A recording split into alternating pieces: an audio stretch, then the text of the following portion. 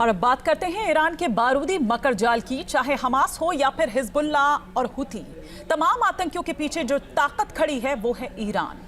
Iran ना सिर्फ इन आतंकी गुटों को हथियार देता रहा है, बल्कि आतंकियों को ट्रेनिंग भी देता आया है। इसीलिए तो यूएन के मंच पर इजराइल ने मिडिल ईस्ट में जारी तनाव के पीछे ईरान को ही जिम्मेदार ठहराया था। आपको बताते हैं कि कैसे ईरान बारूदी चिंगारी को भड़का रहा है।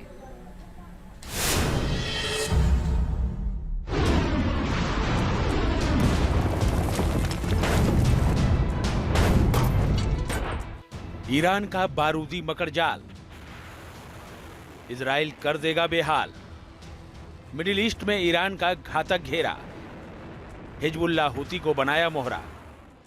एक जंग हमास और इजराइल के बीच चल रही है, दूसरी जंग इजराइल और हिजबुल्लाह के बीच जारी है, तो तीसरी सीधी जंग की तैयारी हुती और इजराइल के बीच हो रही है।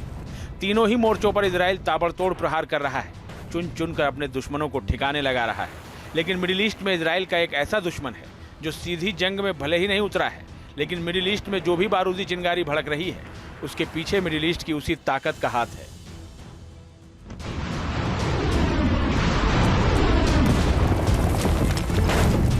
ये मुल्क है ईरान। ऐसा कहने के पीछे क्या वजह है, इसकी कड़ियों को जोड़ेंगे तो पूरी बारूदी पिक्चर साफ हो जाएगी। क्योंकि इजराइल जिन जिन मोर्चों पर जंग लड़ रहा है या फिर इजराइल के लिए जो फ्रंट चुनौती बन रहे हैं, उनके सब के पीछे ईरान की मदद से खड़ा हुआ ऐसा अनौपचारिक गठबंधन है जिसे नाम दिया गया है एक्सिस ऑफ रेजिस्टेंस। इस ग्रुप में फिलिस्तीन में हमास, लेबनान में हिजबुल्लाह, यमन में हुती विद्रोही, इराक और सीरिया के विद्रोही संगठन आते हैं, जिन्हें मोहरा बनाकर ईरान मिडिल ईस्ट का खलीफा बनने के ख्वाब देख रहा है। क्योंकि ये वो आतंकी संगठन है जो इजराइल को निशाना बना रहे हैं। जब से हिजबुल्लाह और इजराइल की जंग शुरू हुई है, ईरान खुलकर हिजबुल्लाह के साथ आ गया है। Israel has been mass murdering civilians in Gaza, and now it seems to be replicating the same in Lebanon by waging a war of aggression against the country. इस जंग में ईरान लगातार Hezbollah को हथियार दे रहा है। ईरान ने Hezbollah को फज्र 5 रॉकेट दिए हैं। जिस कत्यूसा रॉकेट से हिजबुल्लाह इजराइल पर हमले कर रहा है, वो भी उसे ईरान से ही मिले हैं। इसके अलावा C-802 एंटी शिप मिसाइल और शाहेद ड्रोन जैसे घातक हथियार भी ईरान से ही हिजबुल्लाह ने हासिल किए हैं। सिर्फ हथियार ही नहीं, फंडिंग से लेकर आतंकियों की ट्रेनिंग भी ईरान दे रहा है। ईरानी रिवोल्यूशनरी गार्ड लंबे वक्त से हिजबुल्लाह के आतंकियों को ट्रेंड कर रहे हैं। ईरान और सीरिया में स्थापित कैंपों में हिजबुल्लाह के लड़ाकों को ट्रेनिंग दी जाती है।